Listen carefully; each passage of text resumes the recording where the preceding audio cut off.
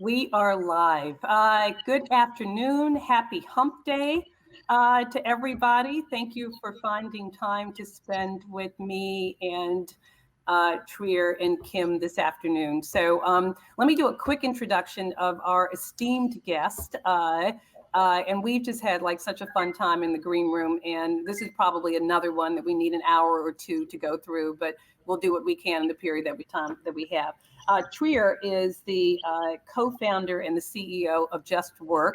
And super impressive to me as the child of a Mumford Point Marine. She is also a graduate of the U.S. Air Force Academy. So in terms of Black Girl Magic and Sister Pride, I bow down because that is pretty impressive. And Kim is the co-founder with Trier, obviously, of Just Work, but also the author of Just Work and Radical Candor, which I'm going to go back to because we're going to redefine and address this radical candor thing. So my first thing, let me just fangirl. You all are amazing. And talk to me about how and why you thought Just Work was necessary, what you hope to achieve, and what success looks like for you all. Well, I think for me, Just Work, the book, was born shortly after I published Radical Candor. I was in San Francisco giving a talk at TaskRabbit, and the CEO of TaskRabbit was Stacey Brown Philpott, who'd been a colleague of mine for the better part of a decade when we both worked at Google. And Stacey is someone I like, I admire, I respect, and also one of too few Black CEOs in tech. And when I finished giving the Radical Candor talk there, she pulled me aside and she said, she gave me some Radical Candor. If you write a book about feedback, you're going to get some of it. And she said, you know, Kim, I got to tell you that I really like the idea of Radical Candor. It's going to help me build the kind of culture on the team that I want. But it's a lot harder for me to put it into practice than it is for you. She said, as soon as she offered even the gentlest, most compassionate criticism, she would get slimed with the angry Black woman stereotype. And I knew this was true, and it made me have three revelations at the same time.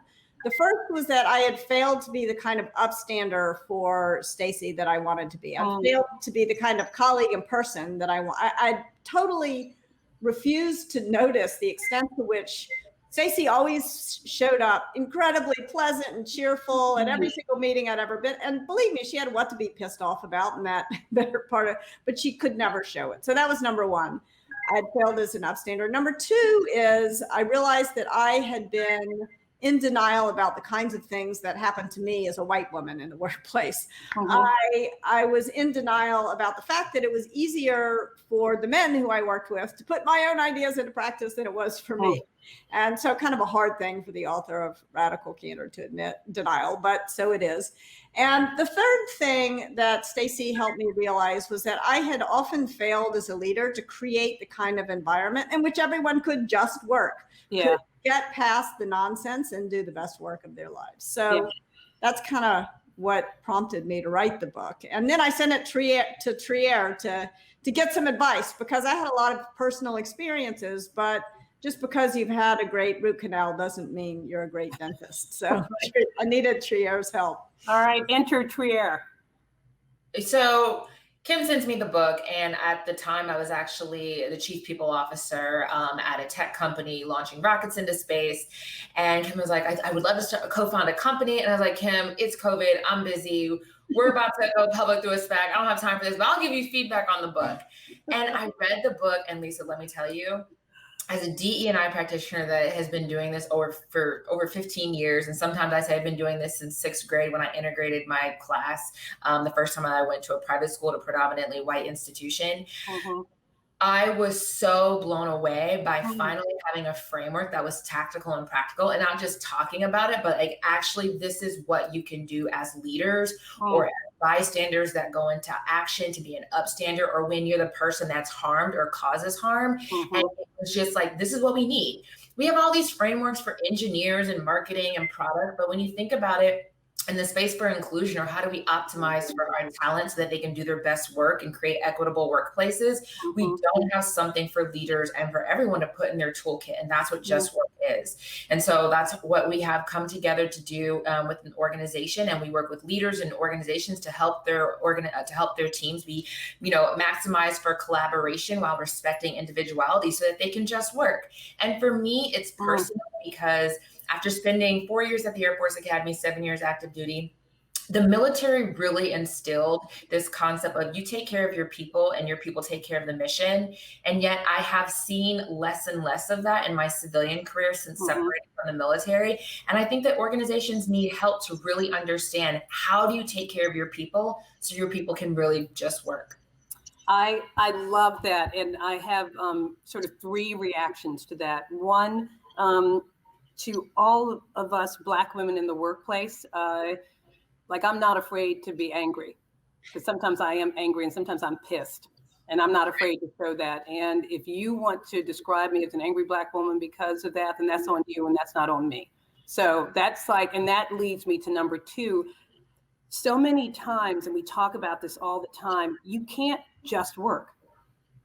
People who come in who are different from the mainstream, whatever the mainstream is in your industry or in your environment, that you're so busy trying to fit in, you're so busy trying to not threaten people, not frighten people, not make people uncomfortable. I had a colleague of mine, one of the most brilliant people I've ever worked with, and I will embarrass him if I say his name, but he knows who I'm talking about.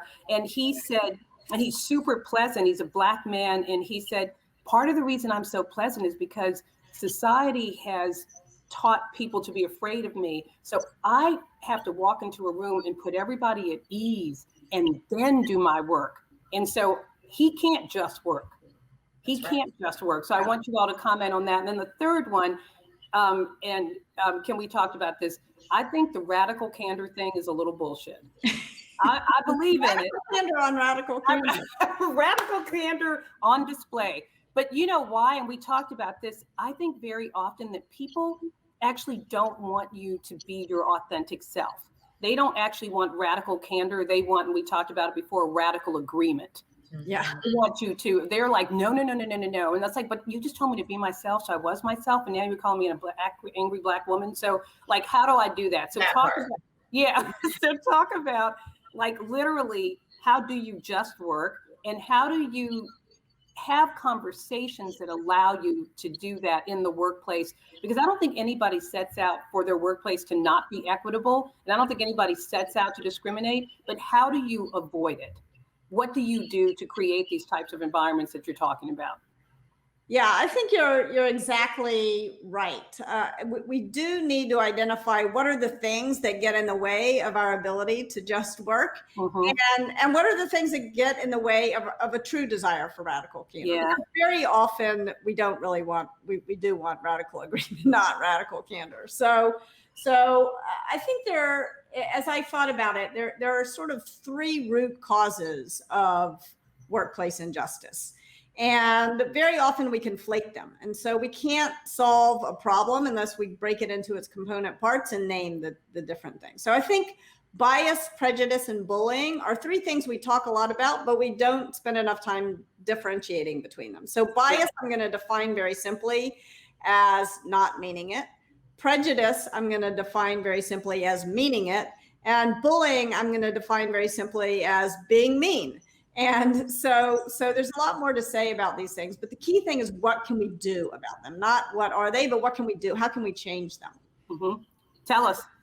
I love that when we were preparing for this conversation, you all said what makes a good one of these LinkedIn Live sessions. And for me, is when people walk away and they say, now I know how to do my job differently, and now I know how to do it better. So tell us, and those are so powerful. They sting me a little bit. Bias, prejudice. What was the third? Bullying. Geez. So tell us what to do. So when it comes to bias, one of the things I think is so important and so easy is we call them bias disruptors.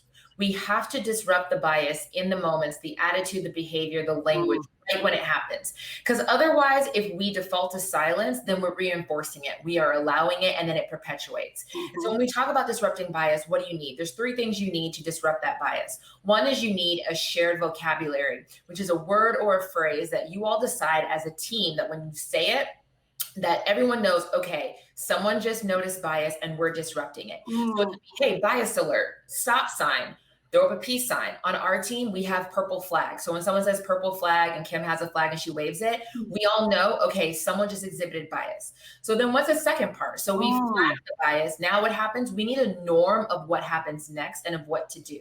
So either you say, oh yeah, Kim, thanks for flagging that. I'm working on my site, my metaphors, and I just said blind spot. Thanks for flagging it. Or, you know, maybe you get flagged for bias and you're like, thanks for flagging, but I don't know what you're talking about. Can we talk after the meeting, or can you drop a link in the chat so I can better understand? But when we create that norm, we manage people's expectations on what happens next. Because one thing that Kim and I talk about a lot is that, you know, the shame that people feel when your bias is flagged or you're called out, but we actually use the term calling in. We want to call people in with that bias. And then the third thing that you need to disrupt bias is a shared commitment. Everyone has to be committed to flag bias at least once in every meeting. Because Lisa, you and I both know the bias is happening in every meeting, whether someone flags it or not, right? It's happening. And so lead by example, get comfortable being uncomfortable, and disrupt the bias in that moment, and know that what's going to happen afterwards is the norm that we all agreed upon, and that we'll continue to do that. I love that. My colleagues over here taking notes furiously, which I'm thrilled about, so that we can adopt some of these things. Okay, keep going. So that's what we do about bias. And you're right, because it makes people so uncomfortable and then they shut down. And so I love this idea of, I'm not calling you out, I'm actually calling you in. And we all exhibit bias. All the time. Bias all the time. Yeah. And they could be huge, embarrassing gaffes. And sometimes they're little things that just, you know, that you go and it's like, oh, no one really, it's not a big deal. No one said anything. No, it is. And so disrupt it. But if we cultivate an environment and we manage people's expectations to say that we are going to disrupt it, then you know it's coming. But not only do you know it's coming, but you know that you can also participate and engage, because we cannot put the burden on those who are harmed by bias to be the ones calling it out. And that's where being the upstander comes into play. And that's when it prevents you from just working, because you're in the meeting and then you're like, oh Lord, I know when it's going to be me. Right. And you're like, oh God, I just wanted to write my proposal, but now I got to deal with all this. Yeah. Okay. Right. So then the second one is when we're talking about prejudice. Now, prejudice is a little different. And define it again first, and then tell us what to do about it. So prejudice, again, from your perspective, is meaning it. So bias is often unconscious, but prejudice is a conscious belief where you believe that sort of BS stereotype is actually the truth. So now what do you do about that? One of the mistakes I think I've made in my career is I like to believe everything is unconscious bias. Surely somebody doesn't really believe I'm inferior, but unfortunately, sometimes they do. Yeah. Okay, so Trier, what do we do? So when we're dealing with prejudice, like, look, anyone, you can all believe whatever you want to believe, but you cannot come into organizations and do or say whatever you want or impose your prejudice beliefs on others. So what you need is you need to draw a line in the sand, and you need to let people know very clearly what they can and cannot do and what they can and cannot say. We call it a code of conduct, but you don't have to call it that. It could be principles. It could be, values. It just needs to be implicit and explicit, and it needs to be written down, and letting people know where that line is and what they can and cannot do, so that everyone can hold each other accountable and get rid of that prejudice of really believing and meaning those harmful things that come into the workplace. One of the examples that I give is that, Lisa, I actually worked in an organization where a hiring manager didn't move forward with an offer with a Black woman who was the top candidate after the debrief for interviews because she was wearing her natural hair. And they said, the hiring manager, a white woman, said, oh, that's not professional. We can't put her in front of the business like that, right? And so that is like, she really believed that, right? That was very conscious, and she believed that. And so you have to let people know like where that line is, and to say, hey, look, like it is illegal in 11 states to discriminate and not hire someone because of their hair. Right. It is absolutely ridiculous not to hire someone from their hair, or it's against our recruiting policy not to hire someone because of their hair, because it's outside of the scope of the job description. Yeah, I think this one is, I absolutely have to go back and talk about the hair piece, because part of the reason, the big part of the reason that I love Edelman so much is what I said in the beginning. We believe that our job is to drive change. When we see something, say something, and then help corporations to figure it out. And we have a beautiful, beautiful relationship with Unilever on and Dove Hair Care. And we have been instrumental, along with some of our other communications partners, Joy Collective, on really looking at the impact of prejudice and discrimination against Black women. It's primarily Black women because of their hair. So it's lovely. So I'm happy to hear you. But this one is hard, because when you truly believe it, like, how do you keep somebody from believing what they actually believe? So this person's like, look, I don't want to disrupt the client relationship. I don't want to endanger the client relationship. And I truly believe that, Lisa, when you wear your hair natural, which it is not, but when you wear your hair naturally, that people are not going to be receptive. So how do you get past that? That one's tough. Yeah, that is why what Trier said about the code of conduct, I think is so important, because you can't actually control what people believe. Like that's beyond, even though you're the CEO, you're not the thought police, right? Right. You can't control what people believe, but you can define what they can and cannot say and do in an organization. And and it sounds easy. Oh, just write a code of conduct. It's really tricky. And you want to sort of plan them out before you're in the heat of the moment. I mean, I think an example of a really bad code of conduct was base camps. They kind of backed themselves into a code of conduct. Oh, we're not going to talk about it, politics. And that didn't work so well for them. Yeah, that didn't work so well. So let me play, I'm not going to say devil's advocate. Let me look on the other side. And I'm remembering what's happened recently at ESPN. When there are people who may be listening to our I think, animated and interesting program. The people who are listening to it now, and they're like, you're talking about just work, all that stuff you're talking about. I don't want to do that. I just too want to just work. Yeah. So what do you say to them? It's a problem with the title of the book. So first of all, I accept the feedback. I think the problem here is that we're tempted to say that dealing with bias, prejudice, and bullying is the distraction, but it's not dealing with it. That's the solution, not the distraction. The distraction is the bias, the prejudice, and the bullying.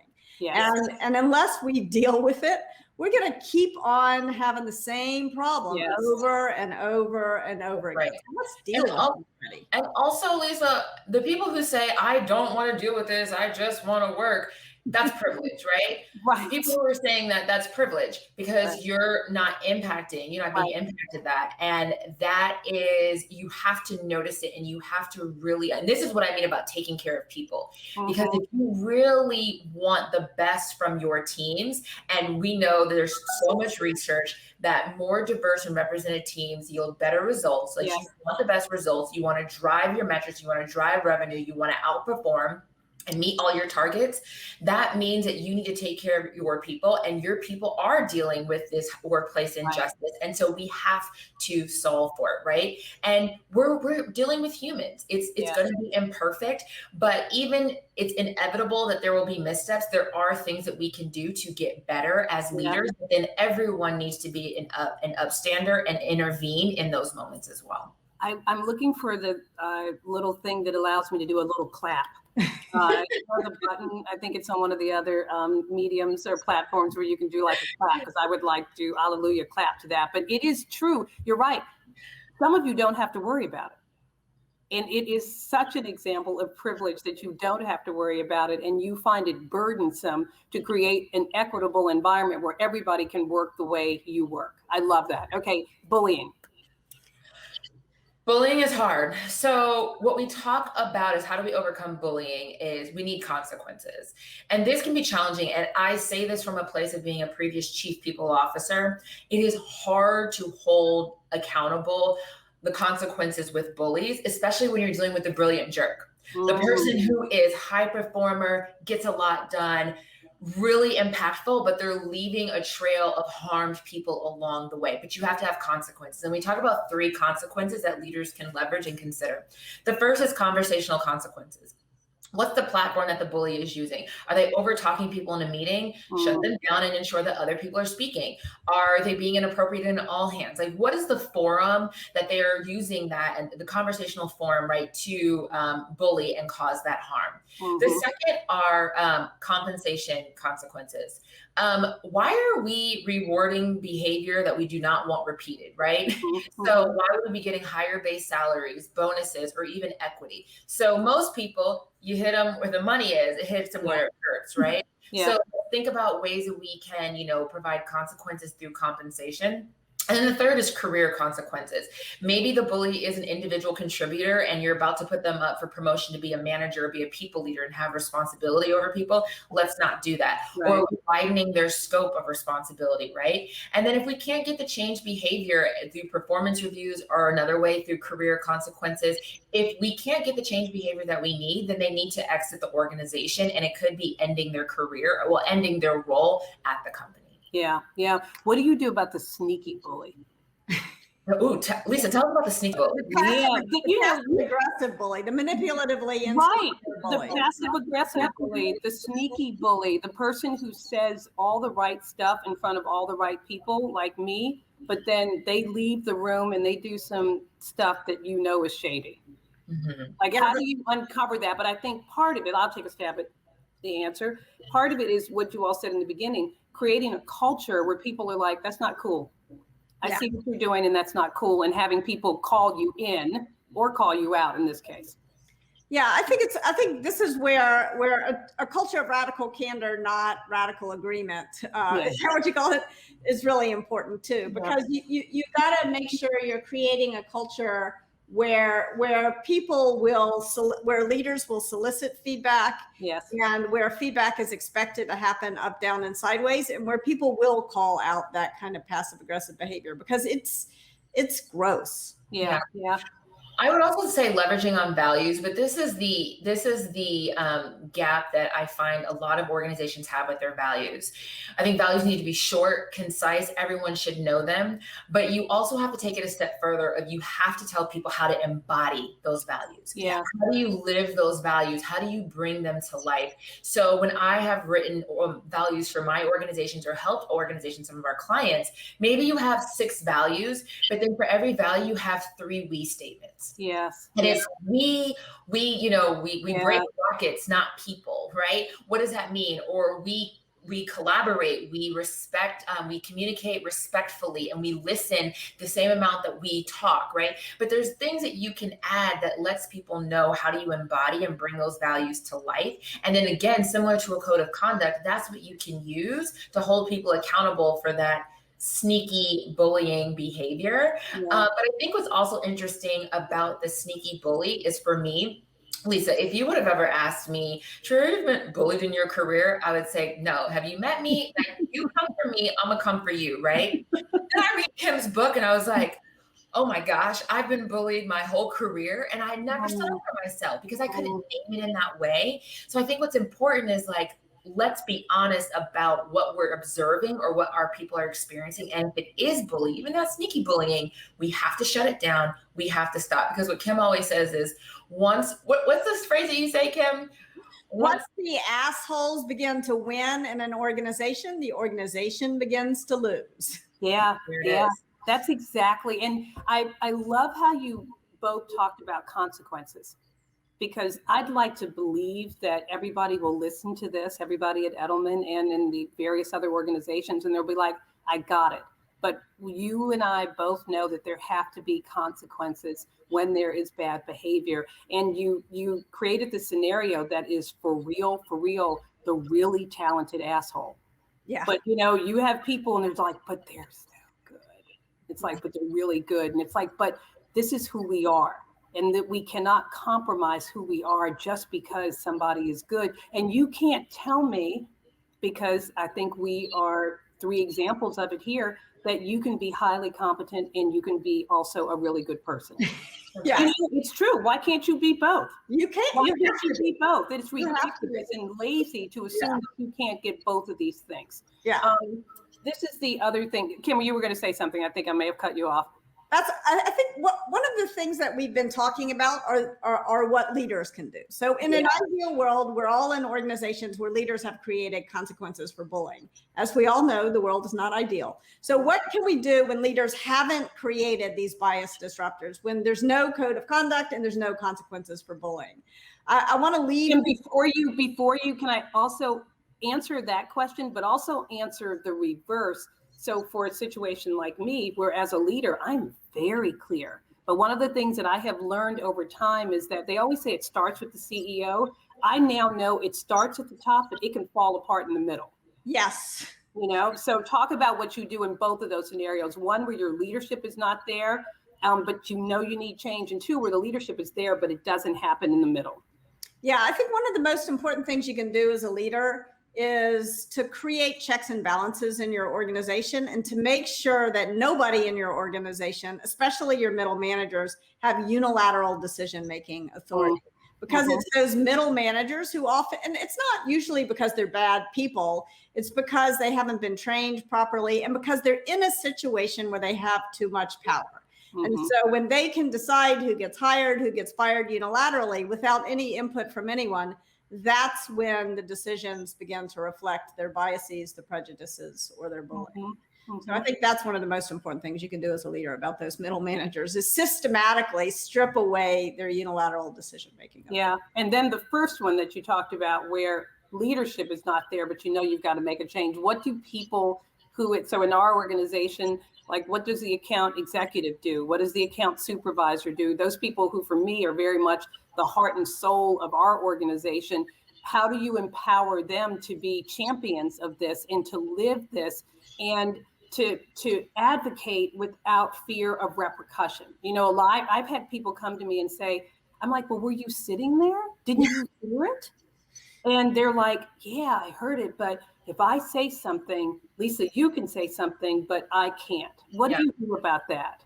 So those moments, you know, again, being very tactical and practical, we have the I statement, the it statement, and the you statement. So going back to those moments when you observe bias, use an I statement. An I statement invites someone in and lets them know how you feel, right? So if someone says, play it out, Trier. Say like do the narrative. Like let's role play. Yeah. So you know, if someone Kim tells a story where someone called her a pretty girl at work, and Kim and so Kim's I statement would be, I don't think you're going to take me seriously when you call me pretty girl. So I don't think I'm going to take this job.